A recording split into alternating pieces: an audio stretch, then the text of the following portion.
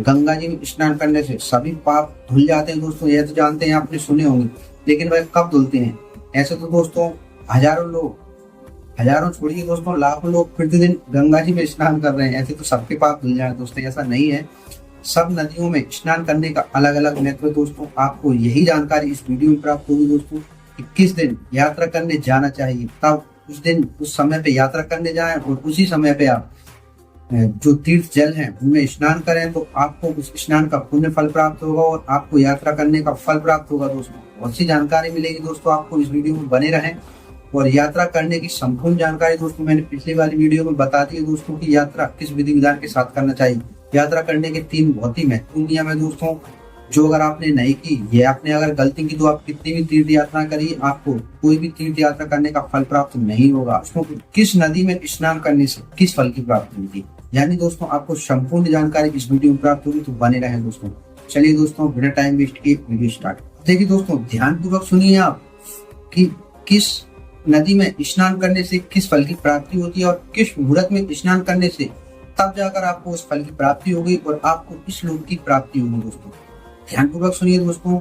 नौवें शारण्य तथा बद्रिकाश्रम में सूर्य और बृहस्पति मेष राशि में, यानी दोस्तों जब सूर्य और बृहस्पति मेष राशि में आ जाएं, यानी उनका मेष राशि में प्रारंभ हो जाए आने पर यदि स्नान करें, तो उस समय वहां किए हुए स्नान पूजन आदि को ब्रह्मलोक की प्राप्ति कराने वाला जानना चाहिए। इस मुहूर्त में अगर आप वहां पर स्नान करते हैं दोस्तों, तब जाकर आपको उस नदी का स्नान करने का, वहां का पूजन और दान पुण्य करने का फल प्राप्त होगा और तो आपको ब्रह्मलोक की प्राप्ति हो सकती है दोस्तों। नौमी शारण्य तथा बद्रिकाश्रम में, इन दोनों जगह पर यह मुहूर्त काम करेगा दोस्तों। आगे सुनिए। सिंह और कर्क राशि में, यानी सिंह राशि और कर्क राशि में सूर्य की संक्रांति होने पर सिंधु नदी में किया हुआ स्नान तथा केदार तीर्थ के जल का पान एवं स्नान ज्ञानदायक माना गया है। उससे आपको ज्ञान की प्राप्ति होगी, ज्ञान की शुद्धि होगी दोस्तों। इस मुहूर्त में अगर आपने वहां पर स्नान और उसका जल पान किया केदारनाथ पर, ठीक है। और आगे सुनिए दोस्तों। जब बृहस्पति सिंह राशि में स्थित हो, उस समय सिंह की संक्रांति से युक्त भाद्रपद मास में यदि गोदावरी के जल में स्नान किया जाए, तो वह शिवलोक की प्राप्ति करने वाला होता है। आपने देखा होगा जो कुंभ के मेले वगैरह भरते हैं, वहां पर लाखों करोड़ों लोग जाते हैं दोस्तों स्नान करने के लिए। तो क्या है दोस्तों, वह जो मुहूर्त निकलते हैं, उन मुहूर्तों में स्नान करने का अधिक पुण्य प्राप्त होता है दोस्तों। तब जाकर ही आपको स्नान करने का फल प्राप्त होगा। नहीं वैसे तो आप कभी भी जाइए, नहाते रहिए दोस्तों, तो कोई अर्थ नहीं है आप सोचे कि हमारे पाप हो जाए, ऐसा कुछ भी नहीं होगा दोस्तों। खूब नहाते रहिए, कुछ करते रहिए, बिना मुहूर्त में कुछ नहीं होता दोस्तों। ऐसा पूर्व काल में स्वयं भगवान शिव ने कहा था। जब सूर्य और बृहस्पति कन्या राशि में आ जाएं, स्थित हों, तब यमुना और यमुना नदी में और सोनभद्र नदी में स्नान करें। वह स्नान धर्मराज तथा गणेश जी के लोक में महानाम भोग प्रदान करने वाला होता है। गणेश जी के लोक की प्राप्ति होगी दोस्तों, और जो यमराज हैं उनके लोक की आपको प्राप्ति होगी, वहां पर आप शुभ होंगे। यह महर्षियों की मान्यता है। जब सूर्य और बृहस्पति तुला राशि में, यानी कि जब सूर्य और बृहस्पति तुला राशि में आ जाएं, स्थित हों, उस समय कावेरी नदी में स्नान करें।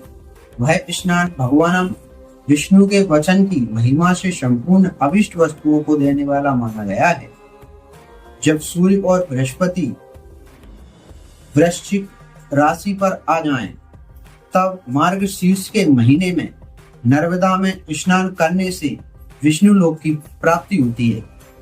तो देखिए दोस्तों, यह मुहूर्त आप ध्यानपूर्वक सुनिए दोस्तों। मैं आपको बार बार नहीं समझा पाऊंगा दोस्तों, क्योंकि वीडियो बहुत लंबा हो जाएगा, इसलिए आप ध्यानपूर्वक सुनते रहिए दोस्तों कि मैं किस मुहूर्त में किस नदी का नाम बता रहा हूँ आपको, तब जाकर उसमें स्नान करने से आपको पुण्य प्राप्त होगा। आप ध्यानपूर्वक सुनिए।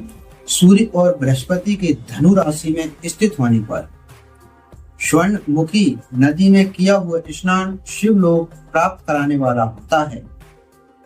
यह ब्रह्मा जी का वचन है।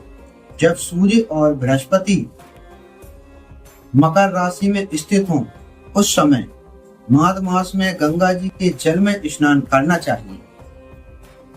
ब्रह्मा जी का कथन है कि वह स्नान शिवलोक की प्राप्ति कराने वाला होता है। शिवलोक के पश्चातम ब्रह्मा और विष्णु के स्थानों में शुभ होकर अंत में मनुष्य को ज्ञान की प्राप्ति होती है। गंगा जी में स्नान करने का बहुत ही महत्व है दोस्तों। और इस राशि में अगर आप स्नान करते तो आपको शिवलोक की प्राप्ति होगी। आप धनुलोक का शुभ भोगेंगे, विष्णु लोक का शुभ भोगेंगे, इसके बाद आपको ज्ञान की प्राप्ति हो सकती है। होती है दोस्तों, इतना महत्व गंगा जी में स्नान करने का। इस राशि में आने पर ही आप हो सके तो यात्रा पर जाए दोस्तों, गंगा जी में स्नान कीजिए। माघ मास में तथा सूर्य के कुंभ राशि में स्थित होने पर फाल्गुन मास में गंगा जी के तट पर किया हुआ श्राद्ध, पिंडदान अथवा तिलोदान पिता और नाना दोनों कुलों के पितरों की अनेकों पीढ़ियों का उद्धार कराने वाला माना गया है। सूर्य और बृहस्पति जब मीन राशि में स्थित हों तब कृष्णवेणी नदी में किए गए स्नान की ऋषियों ने प्रशंसा की है। उस महीने में पूर्वोक्त तीर्थों में किया हुआ स्नान इंद्र पद की प्राप्ति कराने वाला होता है। विद्वानम पुरुष गंगा तथा कावेरी नदी का आश्रय लेकर तीर्थवास एवं ऐसा कहने पर उसे उस समय किया हुआ पाप का निश्चय ही नाश हो जाता है। रुद्रलोक प्रदान करने वाले बहुत से क्षेत्र हैं।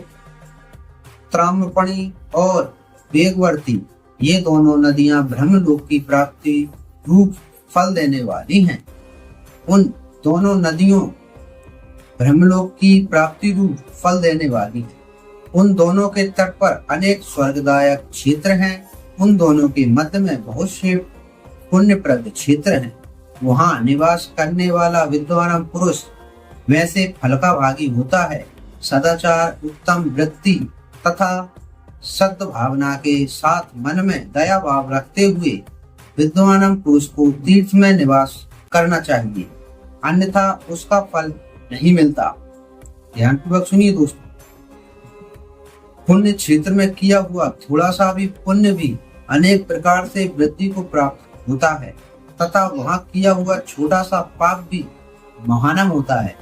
यदि पुण्य क्षेत्र में रहकर ही जीवन बिताने का निश्चय हो तो उस पुण्य संकल्प से उसका पहले का सारा पाप तत्काल नष्ट हो जाएगा, क्योंकि पुण्य को ऐश्वर्यदायक कहा गया है। तो देखिए दोस्तों, अगर आप तीर्थ यात्राओं पर पुण्य क्षेत्र में कोई भी पुण्य करते हैं दोस्तों तो वह महानाम पुण्य है दोस्तों, उसका आपको अधिक फल प्राप्त होगा। और यदि आप वहां पर पाप करते हैं दोस्तों तो वह पाप एक दृढ़ पाप हो जाता है दोस्तों, जो आपका पीछा नहीं छोड़ता, वह आपके साथ ही रहता है दोस्तों। वह पाप आपको जब तक आपकी मृत्यु नहीं होगी तब तक आपको वह पाप आपके साथ लगा ही रहेगा। पुण्य क्षेत्र में पाप करने का बहुत बुरा असर है दोस्तों। पुण्य क्षेत्र में बचे रहें दोस्तों। पुण्य क्षेत्र की बहुत ही महानता है दोस्तों। हे ब्राह्मणों, तीर्थ वास जनिक पुण्य कायिक, वाचिक और मानसिक सारे पापों का नाश कर देता है। तीर्थ में किया हुआ मानसिक पाप वज्रलेप हो जाता है, वह कई कल्पों तक पीछा नहीं छोड़ता। लेकिन दोस्तों, तीर्थ में किया हुआ पाप कल्प वज्र के समान हो जाता है दोस्तों, इंद्र के वज्र के समान, वह आपका पीछा नहीं छोड़ता। तो इसलिए दोस्तों, पुण्य क्षेत्रों में कभी पाप न करें। वैसा पाप केवल ध्यान से ही नष्ट होता है, अन्यथा नष्ट नहीं होता। वाचिक पाप जब से तथा कायिक पाप शरीर को सुखाने जैसे कठोर तप से नष्ट होता है। धनोपार्जन में वे पाप दान से नष्ट होते हैं, अन्यथा करोड़ों कल्पों में भी उनका नाश नहीं होता। कभी कभी अतिशय मात्रा में बड़े बड़े पापों से पुण्य भी नष्ट हो जाते हैं।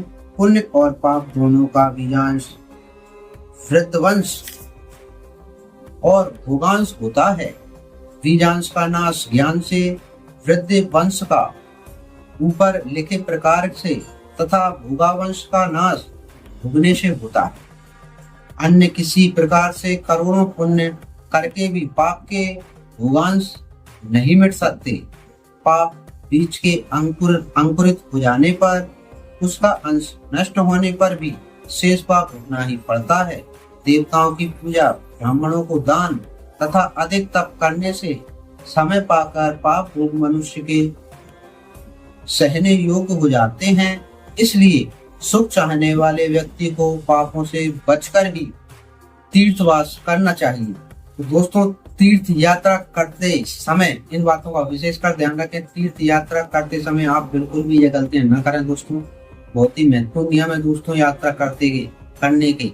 बिना नियमों के आप कितनी भी यात्रा कीजिए दोस्तों, आप चारों धाम कीजिए, आप कुछ भी चाहे, आप 12 ज्योतिर्लिंग शिवलिंग की दर्शन कीजिए दोस्तों, आपको कोई भी फल प्राप्त नहीं होगा जब तक आप इन नियमों से नहीं चलेंगे, इन नियमों का पालन नहीं करेंगे और इन नियमों के अनुसार आप यात्रा नहीं करेंगे तो आपकी यात्रा कभी सफल नहीं होंगी, आप कितनी ही यात्रा कीजिए।